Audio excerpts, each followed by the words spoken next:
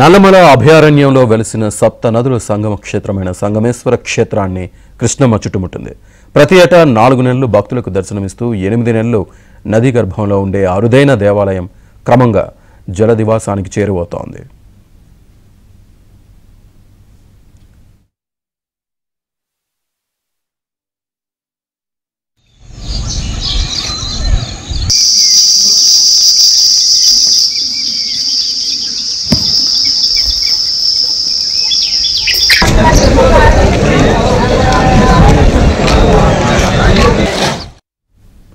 ఎగువ మహారాష్ట్ర, కర్ణాటక రాష్ట్రాల్లో కురుస్తున్న వర్షాలతో శ్రీశైలం జలాశయానికి భారీగా వరద నీరు చేరుతోంది.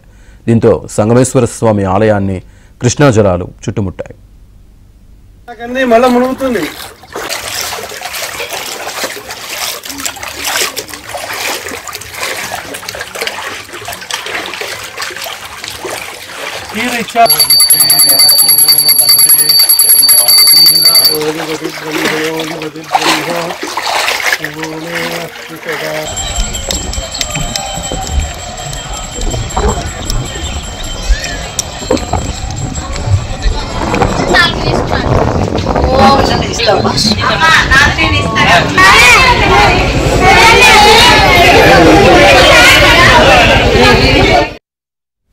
ప్రతి ఏటా కృష్ణమ్మ ఒడిలో సంగమేశ్వరుడు ఒదిగిపోయే అపురూప దృశ్యాలు తిలకించేందుకు ఏపీతో పాటు తెలంగాణ, కర్ణాటక రాష్ట్రాలకు చెందిన వివిధ ప్రాంతాల భక్తులు, పర్యాటకులు బారులు తీరుతున్నారు.